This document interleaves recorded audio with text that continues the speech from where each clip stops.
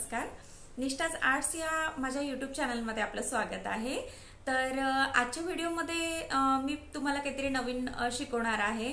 जसं आता गणपती उत्सवामध्ये तुम्हाला मी गणपती बॅकड्रॉप, चौरंग कव्हर हे दाखवलं आहे.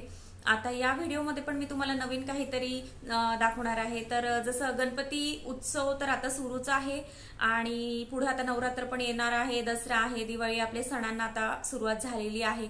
तर या सणांच्या काळामध्ये किंवा रोजच्याही आपल्या दैनंदिन जीवनामध्ये आपण देवाच्या पूजेनंतर देवाला हा नैवेद्य दाखवत असतो.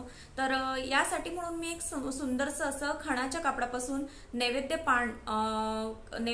आपलं केळीचं नैवेद्य पान हे कसं बनवायचं हे मी तुम्हाला आजच्या या व्हिडिओमधून दाखवणार आहे. तर तुम्ही जर माझ्या चॅनलला सबस्क्राईब केलं नसेल तर नक्की सबस्क्राईब करा, लाईक करा, शेअर करा आणि तुमच्या फ्रेंड सर्कल, रिलेटिव्हजमध्ये पण हा व्हिडिओ शेअर करा, जेणेकरून ज्यांनाही माझं आर्ट शिकायचं असेल ते या व्हिडिओद्वारे नक्की शिकतील. तर चला बघूया आपण नैवेद्याचं पान कसं बनवणार आहोत. तर चला मी तुम्हाला त्याची पहिले कटिंग, स्टिचिंग आणि नंतर नैवेद्य पान कसं बनलं हे दाखवते. तर आपल्याला नैवेद्य पान तयार करायचं आहे. त्यासाठी काय काय लागणार आहे तर पेपर लागणार आहे. यावरती आपण कटिंग करून घेणार आहोत नैवेद्य पानाची. आणि त्यानंतर फॅब्रिक, ज्यावरती जे आपल्याला नैवेद्याचं पान ज्या फॅब्रिकचं बनवायचं, तर मी खणाचं कापड घेतलं आहे, तर खणाच्या कापडावरती बनवणार आहे. आणि त्याच्याच कलरचं, सेम कलरचं अस्तर आणि फोम. तर मी हा फोम मध्ये बनवणार आहे. तुम्हाला कॅनव्हास वापरायचं असेल तर तुम्ही कॅनव्हास पण वापरू शकता. पण काय होतं ना, फोम का वापरते मी, कारण फोम जेव्हा आपण पानाला लेयर्स देतो, अशा पानाच्या मध्ये ज्या लेयर्स देतो त्या लेयर्स ना कॅनव्हास मध्ये दिसत नाहीत, त्या या फोम लावल्यानंतरच दिसतात आणि ते दिसायला फारच सुंदर दिसतं. ते आता आपण जेव्हा रेडी करू तेव्हा तुमच्या लक्षात येईल. तर मी आता या नैवेद्य पानात फोम, फॅब्रिक आणि अस्तर असं घेणार आहे. आणि हा जेव्हा पूर्ण तयार होतो, तर तयार झाल्यानंतर याला आपण एक इरेकल गोल्डन लेस लावतो. तर ही मी त्रिकोणी आकाराची अशी सुंदरशी लेस आणलेली आहे. तुम्ही बघू शकता, अशी लेस आणलेली आहे. ही आपण लास्ट मध्ये सगळा पॅटर्न पूर्ण तयार झाल्यानंतर लावतो. तर आता याची पहिले आपण कटिंग करून घेऊया पेपरवरती. नैवेद्य पानाची कटिंग करायची आहे आता आपल्याला. तर यामध्ये मला नैवेद्य पान हे बनवायचं आहे 15.5 बाय 12.5. ठीक आहे. तर 15.5 ही आपली उंची येणार आहे. ही मी तुम्हाला रेग्युलर साईज दाखवते, जी की अगदी रेग्युलर येतं. यामध्ये तुम्ही मोठं, लहान आकार पण बनवू शकता. जसं 15.5 पेक्षा लहान पण आकार बनवू शकता आणि 15.5 इंचापेक्षा तुम्ही मोठंही पान त्याचं बनवू शकता. तर आता मी 15.5 ही रेग्युलर साईज तुम्हाला सांगतेय. तर 15.5 प्लस यामध्ये आपल्याला 1 इंच घ्यायचे, म्हणजे 16.5 घ्यायचे. तर 1 इंच कशासाठी ऍड केले, तर जेव्हा आपण हे अस्तर, फोम आणि फॅब्रिक हे एकावर एक जेव्हा जोडतो आणि नंतर पलटी करतो, तर तेव्हा पलटी करण्यात त्याचा अर्धा इंच जातो. आणि ज्या वेळेला पूर्ण तयार होतो त्यानंतर जेव्हा आपण त्यावरती लेस लावतो तर त्या लेस मध्ये आपला अर्धा इंच जातो, म्हणून मी यामध्ये 1 इंच घेतला आहे. ठीक आहे. आता इथनच आपल्याला रुंदी घ्यायची आहे. तर रुंदी आता माझं कसं आहे, 12.5चं माप आहे, बरोबर. तर 12.5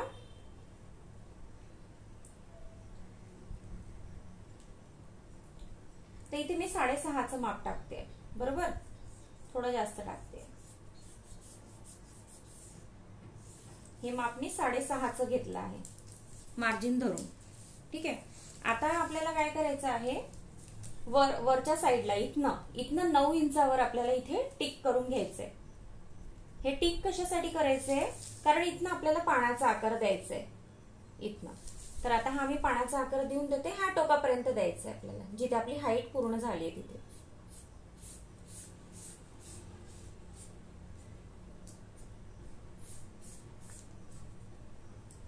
ठीक आहे. आता हा कट करून घ्यायचा आहे पानाचा आकार.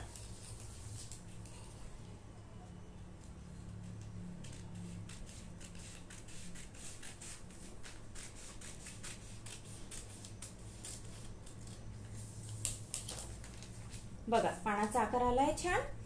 तर आता याच पानाच्या आकाराचा, तर ह्या जी कटिंग आपण पेपरवरती केली आहे याच मापाचं फॅब्रिक, फोम आणि अस्तर आपण कट करून घेऊयात. तर हे कट करून घेतलेलं आहे आपण आता. तर मी सगळ्यात खाली फॅब्रिक ठेवलं आहे, सरळ फॅब्रिक, त्यावरती अस्तर आणि त्यावरती फोम असं मी ठेवलेलं आहे. ठीक आहे। तर आता आपल्याला हे पूर्ण इथपासनं या कोपऱ्यापासनं हे पूर्ण या आकारामध्ये इथनं शिलाई करून घ्यायचंय, स्टिच करून घ्यायचंय। आणि हा जो पोर्शन आहे हा आपल्याला ओपन ठेवायचा आहे, कशासाठी तर पलटी करण्यासाठी। ठीक आहे, तर चला मग एवढं स्टिच करून घेऊया।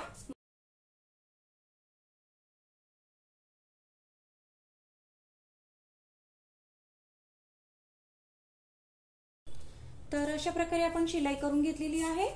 आता याला नॉच द्यायचे आहेत। आता हे नॉच कशासाठी देतात तर जेव्हा आपण कापड पलटी करतो त्या कापडाला व्यवस्थित फिनिशिंग यावी यासाठी आपण हे नॉच देतो। हे नॉच अगदी शिलाईच्या अलीकडे द्यायचे, तुम्हाला शिलाईवर नाही जाऊ द्यायचे। आणि हे जो कोपरा आहे या कोपऱ्याला अगदी थोडं शेवटपर्यंत द्यायचंय। ठीक आहे, आता याला आपण पलटी करून घेऊया।